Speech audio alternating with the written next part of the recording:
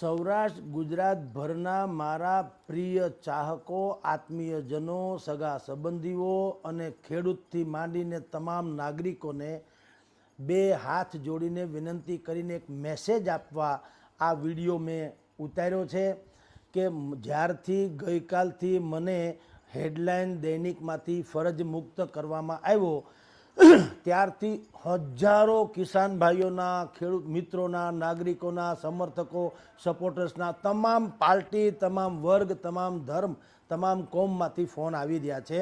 અને આપની જાણ ખાતર હું એક ફોનનો જવાબ આપું 20-25 ફોન મિસકોલ થાય અને સ્વાભાવિક જ મેં ગઈકાલથી અત્યાર સુધી 1100 ફોન મારા મિસકોલ થયા છે અને કેટલાકને હું જવાબ આપી શક્યો, કેટલાકને નથી આપી શક્યો.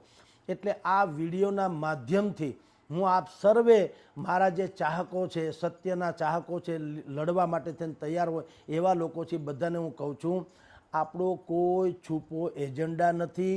હું આપના ફોન રિસીવ ન કરું તો રખે એવું ન માનશો કે યા તો હું ભયંકર મુસીબતમાં છું અથવા તો હું હવે તમારા ફોન લઈ શકતો નથી કારણ કે મને ક્યાંક ઈગો હમ છે. મૂળ વાત એટલી છે કે એટલો ધસારો છે ફોનથી માંડીને મેસેજીસ લોકોનો મળવાય આવે છે ને બધુંય. તો હું અતિ વ્યસ્ત હોવાને કારણે સરકારથી માંડીને જે કોઈ જેને માનવું હોય તે માને, લોકો એમ માને તમે વ્યસ્ત નથી, અસ્તવ્યસ્ત છો.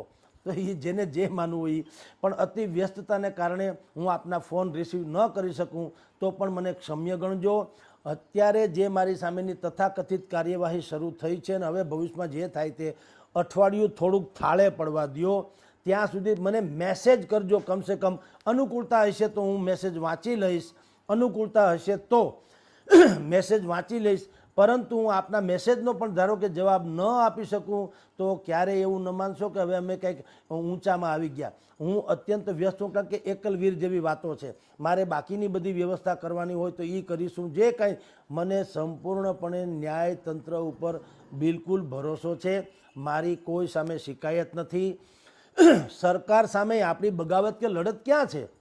આપણી લડત શું છે? તમારા બધા ભાઈઓ જે તમે ખેડૂતો, કિસાનો, નાગરિકો, એની જે સમસ્યા છે એને એ સમસ્યાને તંત્ર સુધી પહોંચાડવાની એક કવાયત છે. હવે એ કવાયતની રેસીપી જે છે, જેમ કે મારી ભાષા એ એને ગમે કે ન ગમે એનો વિષય છે. પણ મારે તો વાત છે, મારો ધર્મ બજાવવાનો છે પત્રકાર તરીકે, જે હું અત્યારે બજાવી રહ્યો છું. હવે સરકાર જે સ્ટેપ લે તે અને જે ઘટના ઘટે કે એ તમને વાયા મીડિયા ખબર તો પડી જ જવાની છે. હું કદાચિત તમને રૂબરૂ કાંઈ કહી શકું કે ન કહી શકું તો પણ આપ સુધી મેસેજ પહોંચી જશે. આપ સર્વેને મારી વિનંતી કે જે કાંઈ નિર્ણય અઠવાડિયા પછી ન કહું છું અથવા તો ત્યાં સુધીમાં ધારો કે ધરપકડ થાય, જેલમાં નાખે યા ફલાણું કરે, કુછ બી થાય તો આપ સર્વે સ્વતંત્ર છુઓ.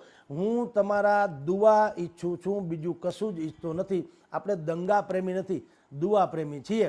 આપની ચાહના, આપની મોહબ્બત, આપની જે માન અકરામ મને આપો છો એ ઘણું છે. જેટલો સમય જે કાંઈ સહન કરવું પડે એ કર્યા પછી પણ જ્યારે છૂટીશું માઇક બંધ કરવાથી મોઢું બંધ ન થાય.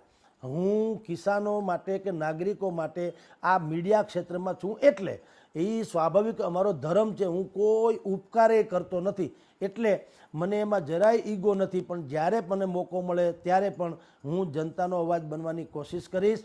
અને આપને આમ ધ્રુવ પંક્તિ તરફ કહી દઉં કે મારે ક્યારે રાજનીતિમાં આવવાનું થતું નથી. એટલે કોઈને એવું ન માને કે હું જ્યારે જનતાની વાત કરું ત્યારે ન હવે હું ફલાણાભાઈ બનીને પાછો આવીશ અને હું રાજનીતિમાં આવીશ. સોરી, અમે પત્રકાર છીએ. એ એટલા માટે છીએ કે આજે હું જેની સરાહના કરતો હોઉં, સંભવ છે કાલ એ સરકારમાં આવે તો એની પણ આ મિસ્ટેક હોય તો હું કોઈનો ખેસ પહેરી લઉં તો એ ખેસ પહેર્યા પછી એની સરાહના જ કરવી પડે, જે લોકો અમુક લોકો અત્યારે કરી રહ્યા છે. મારે કોઈનો ખેસ પહેરવો નથી.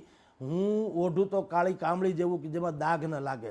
એટલે મારે જે પત્રકાર તરીકેનું મારી જે ફરજ છે એ બજાવ કરીશ. આપ સર્વે ભાઈઓનો આભાર.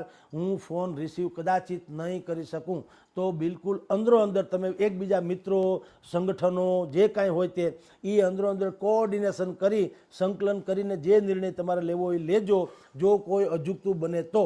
બાકી ઈશ્વર કૃપાથી છે, તમામ સંતો મહંતોના આશીર્વચન છે. હું તો એટલું કહું છું પરમાત્માનું નામ લેજો, દુઆ આપજો એટલે આપણે આમાંથી પાર ઉતરી જઈએ. નમસ્કાર.